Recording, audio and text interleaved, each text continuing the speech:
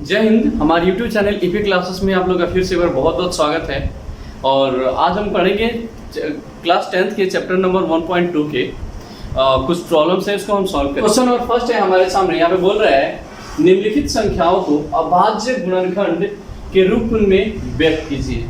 ठीक है, यहाँ पे क्वेश्चन नंबर फर्स्ट है हमारे सामने। देखिए इसको किस तरह से व्यक्त करना है, इसको मतलब देखो सीधा सीधा मैं बताऊं तो इसका गुणनखंड मतलब फैक्टर क्या है वो हमें बताना है।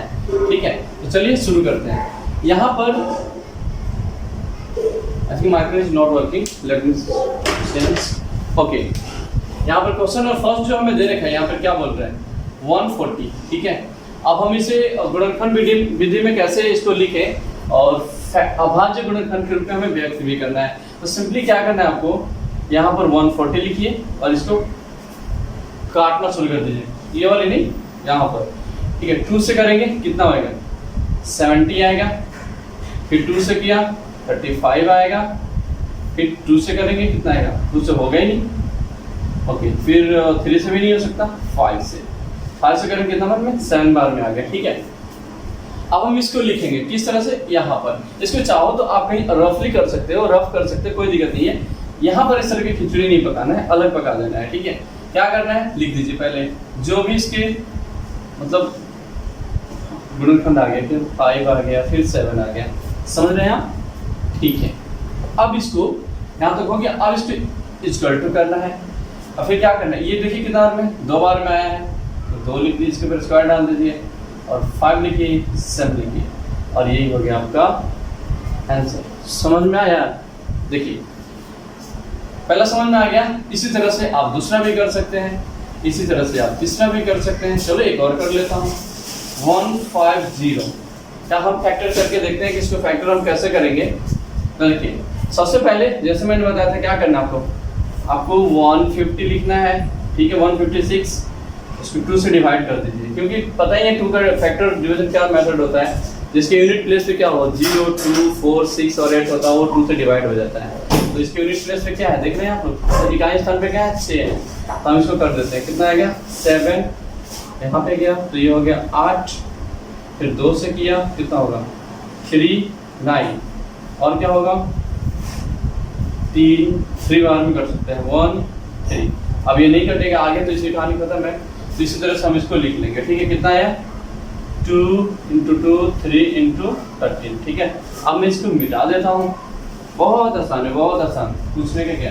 देखो यहाँ पे क्या है भाई 2 × 2 × 3 × 13। ठीक है, अब क्या करना है बता दो आप भी। हाँ, इसको क्या करना है आपको, 2 बार आया तो 2 का स्क्वायर कर दो, 3 कर दो, 13 हो गया आपका आंसर। बहुत आसान है। अब बाकी के आगे आप लोग खुद कर लेना। देखो ट्राई करना, ट्राई करोगे आपको आएगा, आपकी मतलब क्या बोले, आपकी कॉन्फिडेंस लेवल बढ़ेगा। ठीक है, चलिए अब हम चलते हैं अपने क्वेश्चन नंबर 2 पे। ओके, क्वेश्चन नंबर 2 इसको सॉल्व करते हैं। ठीक है, देखिए क्वेश्चन में क्या बोला है, क्वेश्चन में क्या बोला है आप समझिए जरा। यहाँ पे बोल रहे हैं पूर्णांकों के निम्नलिखित युग्मों के HCF और LCM ज्ञात करें। ओके, देखिए मतलब ये जितने नीचे दिया हुआ है इसका क्या क्या निकालना होगा, ध्यान रखिए। पहले निकालना होगा हमें HCF। ठीक है, उसके बाद में हमें निकालना होगा इसका LCM। समझ में आ गया, पहला काम ही हो गया। दूसरा उसके अंदर बोल रहा है और इसकी जांच भी करना है, मतलब हमें इसकी वेरीफाई भी करना है। क्या करना है, तो करना ही है कि 2 संख्याओं का गुणनफल, मतलब इन दोनों संख्याओं के जो गुणनफल आएगा, वो जो गुणनफल मतलब मल्टीप्लाई करने पर वो किसके बराबर होगा, HCF और LCM के मल्टीप्लाई करने के बराबर होगा। ठीक है, मतलब यहाँ पर इन दोनों संख्याओं का गुणनफल जो होगा मल्टीप्लाई करने पर, मतलब इसका और इसका अगर जब मल्टीप्लाई किया जाएगा तो LCM और HCF के मल्टीप्लाई के बराबर होना चाहिए। तो कहने का मतलब क्या है कि यहाँ पर 2 संख्याओं की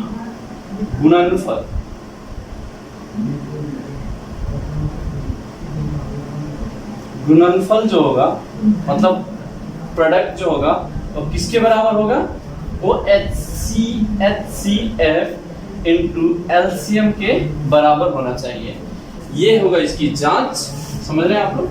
ये होगा इसकी जांच करेंगे और ये हमें फाइंड आउट करना है। समझ में आ रहा है बात? ठीक है, तो चलिए सबसे पहले हम चलेंगे इस क्वेश्चन को अपने उठाते हैं हम, ठीक है, 26 और 91 को, और हम इसको सॉल्व करते हैं। पहले निकालेंगे हम इसका HCF, दूसरा निकालेंगे LCM, ठीक है? ओके,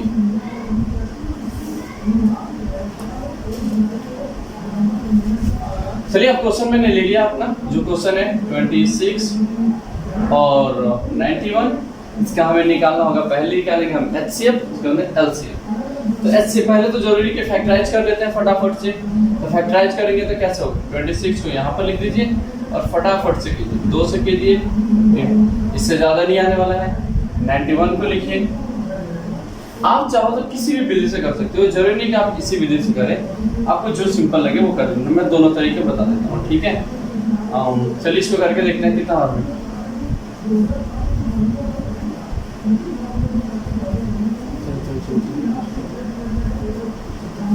7 टाइम्स में, ठीक है? हो गया, कहानी खत्म। ओके, अब हम इसके अब देखिए क्या करेंगे, यहाँ पर जरा समझते हैं ध्यान से। देखिए 26 यहाँ पर है 26 इक्वल टू क्या आया है बताइए? 2 इंटू में 30, ठीक है? और 91 किसके बराबर है? 91 बताइए? 91 13 इंटू में 7, समझ रहे हैं आप? तो अब इसकी मल्टीप्लाई जब हम करेंगे तो क्या होगा? सबसे पहले हमें निकालना होगा H का HCF हाईएस्ट कॉमन फैक्टर, ठीक है? मतलब इसको बोलते हैं महत्तम समापवर्तक। तो देखिए जरा क्या करेंगे। तो आपको पता है कि HCF क्या होता है? जो सबसे कम आया हुआ रहता है लेकिन दोनों में होना चाहिए, ठीक है? मतलब जो दोनों में चीज जिसका फेयर्स बन जाए, मतलब जिनकी जोड़ा दोनों में ही लग जाए, समझ रहे हैं आप लोग? तो इसमें क्या है बताइए जरा? यहाँ पर आया है 13 और यहाँ भी है 13, तो ये क्या हो गया हमारा? HCF आ गया 13। समझ में आ गया आपको? ठीक है, अब LCM जरा निकालते हैं। LCM कैसे निकालेंगे आप इसका बताइए? देखो 2 ओके, इसमें और एक 13, दोनों में से कॉमन है तो एक ले लेंगे, इंटू 7, ठीक है? अब इसके मल्टीप्लाई कर लीजिए, कितना होगा? कैसे करेंगे इसको? मल्टीप्लाई कर तो कितना आएगा? 26 इंटू में 7, इसको मल्टीप्लाई करते हैं, कितना आएगा? 742 का 2 4 7 14 18, ठीक है? तो इसके एलसीएम जो आ गया वो कितना आ गया? 182 आ गया, समझ रहे हैं? ठीक है, पहले कोई दिक्कत नहीं है यहाँ तक आपको? ठीक है, देखिए अब इसका तो आंसर निकल गया। जो क्वेश्चन ने हमसे बोला था, क्वेश्चन हमसे क्या बोल रहा है भाई? क्वेश्चन पहले हमसे क्या बोल रहे हैं कि भाई इसका एचसीएफ बताइए। तो एचसीएफ आ गया हमारा कितना? 13। तो एचसीएफ होता क्या कि ऐसा नंबर जो दोनों को डिवाइड कर सके, तो वही है ये। ओके, अब बोल रहे हैं एलसीएम भी पूछा रहा है, तो एलसीएम भी हमने निकाल दिया कितना? 182 के बराबर निकाल दिया, ठीक है? अब जांच करने के लिए क्या बोला था कि भाई कि दो संख्याओं का गुणनफल जो होगा एचसीएफ इनटू एलसीएम के बराबर होगा, ठीक है? तो देखिए यहाँ पर क्या है, दोनों संख्या क्या है? 26 एंड 91। 26 एंड 91 लिख दिया गया है, इसका टू किसके बराबर होना चाहिए? एलसीएम जो आया हुआ है आपका, उसको अगर मल्टीप्लाई कर दिया जाएगा एचसीएफ से, तो दोनों तरफ का जो आंसर होगा ना बराबर आ जाना चाहिए। तो इसका मतलब जांच हो गया कि भाई हमारा आंसर सही है। इसको मल्टीप्लाई जब करेंगे तो कितना हो जाएगा? मल्टीप्लाई कीजिए, कितना हो जाएगा? 26 91, तो 6 2, ठीक है, 4 कितना? 5 23, ठीक है, कितना आएगा? 6 6 3 2, मतलब ये हो जाएगा 23 5 है ना? लिख देंगे 23 एंड 66 इक्वल टू। अब एलसीएम का जो नंबर है वो भी देखिए क्या क्या था हमारा। कितना है एलसीएम? एचसीएफ आया था 13 और एलसीएम आता है 162। 162 गुना में 182 गुना में 13 30, ठीक है? अब इसको मल्टीप्लाई कर देंगे, ये भी किसके बराबर होगा? देखिए तो जरा 30 बराबर कितना हो जाएगा? 26 2 13 23, ठीक है, ये भी आ जाएगा हमारा 23, ठीक है? तो ये इसको क्या लिख देंगे? इति वेरीफाइड, मतलब इट इज हैज प्रूव्ड, ठीक है, मतलब ये आपका आंसर हो गया। कहने का मतलब है कि यहाँ पर हमने देखा कि दोनों संख्याओं का गुणनफल और एलसीएम इंटू एचसीएफ ये दोनों हमारा क्या हो गया, बराबर हो गया। तो ये रूल्स हमारा प्रूव हुआ। ठीक है, समझ में आ रहा है आपको? ठीक है, अब चलते हैं हम क्वेश्चन नंबर 2 पे। ठीक है, या आप ट्राई करोगे? बोलो, अब लोग ट्राई करोगे? चलो रहने दिया, आप इसको ट्राई करो। सेम प्रोसेस है, कुछ भी नहीं करना, एक बार फिर से करता हूँ। देखिए एलसीएम एंड एचसीएफ हमें निकालना होगा। सेम जैसे मैंने बताया था, आप इसको मतलब गुणनखंडन विधि से अलग कर देना।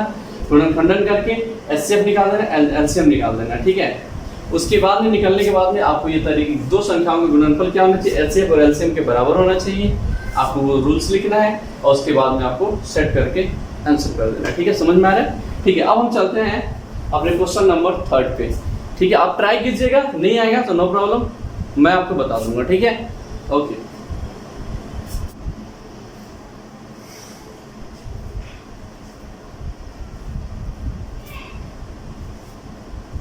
तो चलिए क्वेश्चन नंबर जो है वो कौन सा है, 3rd चैप्टर का।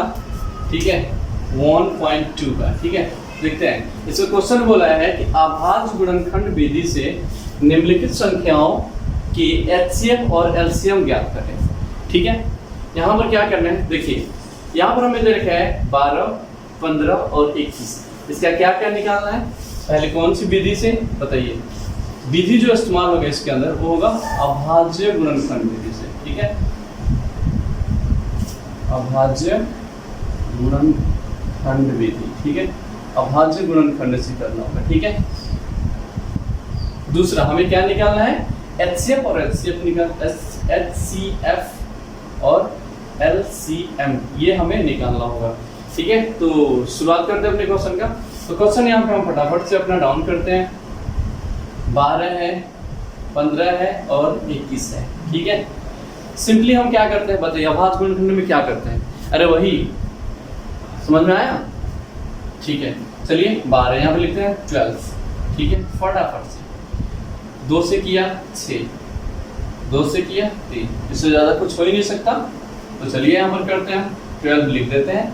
और क्या है यहाँ पर 2 गुना 2 गुना में कितना आया, 3 आ गया। ठीक है, कोई दिक्कत नहीं है। उसी तरह से 15 को भी कर लेते हैं फटाफट से। 15 को किया कितना बार में आएगा बताओ? 3 बार में 5 आएगा। इससे ज़्यादा कुछ होना ही नहीं है। हो सकता है क्या? अरे हटो, कुछ नहीं हो सकता। ठीक है, तो क्या करेंगे, यहाँ पर लिखते हैं हम 15 लिखकर क्या करेंगे, 3 गुना में क्या करेंगे, 5। ठीक है, चलिए अब 21 को भी जरा कर लेते हैं। ठीक है, मतलब जगह की कमी है तो थोड़ा सा मैं इसको मिटा देता हूँ, वन माइंड प्लीज। चलिए 21 को क्या किया हमने, फिर से किया 7। ये भी बहुत ईजी था, मैं बता रहा हूँ ना, बहुत आसान हो गया। 10th क्लास के मैथ्स आप बोलोगे यस आई लव मैथ, ऐसे बोलोगे। तुम देखो तो पहले, तुम देखते नहीं हो ना। हाँ देखो, अब बताओ यहाँ क्या करें, एचसीएफ निकालना होगा पहले। एचसीएफ निकालने के लिए क्या करें हम? चलिए एचसीएफ क्या होता है, सबसे ज्यादा बताइए, जो तीनों में आया हुआ हो, जो तीनों में आया हो। तो देखिए मात्र एक नंबर है, कौन सा है, 3 है और 3 है, तो इसका मतलब एचसीएफ कौन सा हो गया, 3। बहुत सिंपल था, बोलोगे ना सर कितना आसान है। चलो एलसीएम निकालोगे, एलसीएम निकालोगे तो क्या हो जाएगा, ये पूरा का लिखना पड़ेगा हमें। तो 2 × 2 में 3। ठीक है, अब 3 तीनों में है तो हम एक ही ले सकते हैं, बाकी बच गया जो, उसको लिख लेते हैं 5 × में 7। इसका मतलब वो कितना, हम इसको मल्टीप्लाई कर लेते हैं फटाफट से। क्या होगा, 2 दूना 4, 4 3 12 और 12 25 60 और 7 6 42, मतलब 420। 420 हो गया आपका अब आंसर। ये हो गया आंसर और ये भी हो गया आपका आंसर। ठीक है, तो क्या कर लोगे आप, यहाँ पर लिख दो ना, HCF कितना आया, LCM कितना आया, 420। अब इसका वेरीफाई मत कर देना, एक्सक्यूज मी। ठीक है, समझ में आ रहा है तो बोलो हाँ, नहीं तो ना, सीधा सीधा बात। चलो आगे बढ़े फिर। ओके, एक और वाला आप लोग बनाओगे, मैं बना दो, बोलो। अरे यार ट्राई तो करो, आप लोग ट्राई करोगे तभी तो बनेगा, है कि नहीं है? आप ट्राई करो, नहीं आएगा तो मैं हूं ना, क्या टेंशन है। ठीक है, आप लोग ट्राई करो, आराम से बनेगा, बिल्कुल सेम करना है, सेम प्रोसेस है, कोई टेंशन नहीं है। ये तो और आसान है, ये भी और आसान है, इसमें तो आराम से बन जाएगा। ठीक है, okay, you can try please. चलिए अब चलते हैं हम अब क्वेश्चन नंबर 4 पे। इस क्वेश्चन नंबर 4 में जो दे रखा है यहाँ पे बोला है एलसीएम 603 और 657 इक्वल टू 9 है। मतलब जो एचसीएफ है इन दोनों नंबर्स के वो 9 है। ठीक है, तो कह रहा है कि भाई इसका एलसीएम निकाल करके आप दिखा दीजिए। तो कितना आसान है, रूल याद करो। क्या था रूल बताओ? हाँ, रूल क्या था कि भाई दोनों संख्याओं के मल्टीप्लाई करने पर उसके गुणनफल जो होगा वो दोनों संख्याओं के एलसीएम और एचसीएफ के मल्टीप्लाई के बराबर आता है। यही था ना रूल? अरे आपने पढ़ा भी तो था, तो पहले लिख देंगे हम यहाँ पर। थोड़ा सा फॉर्मुलेटिज निभाना पड़ेगा हमें, फिर क्या करें, कर्तव्य है अपना तो करना पड़ेगा। दिया है क्या क्या चीज़ दिया है भाई? एचसीएफ जो दिया है वो कितना दिया है? 9 है। और एलसीएम हमें पता करना है, नहीं पता है तो चलिए लिखते हैं फटाफट से हल। क्या? दोनों संख्याओं, ठीक है, संख्या का क्या गुणनफल, गुणनफल बराबर क्या होता है बताओ? अरे बोलो, एचसीएफ इंटू एलसीएम। ओके, दोनों संख्या कौन कौन सा बता दो, क्या क्या होगा?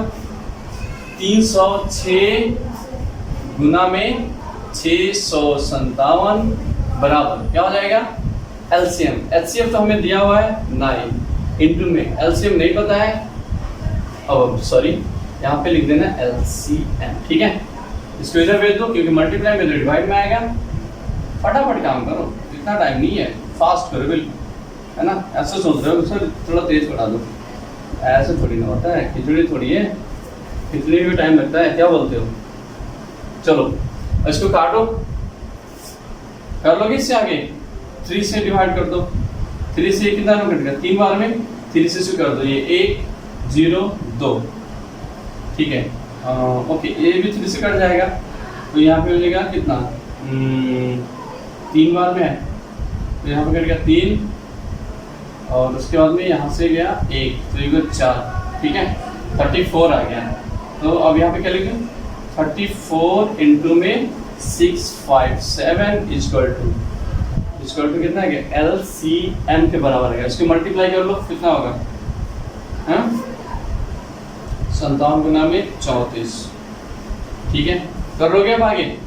बताओ, आप इसकी मल्टीप्लाई करके बस आपका आंसर आ जाएगा। ठीक है, और कमेंट बॉक्स में जरूर लिखना कि आंसर कितना है। ठीक है, बाकी के क्वेश्चन नेक्स्ट वीडियो लेक्चर में। Okay, bye, thank you and जय हिंद।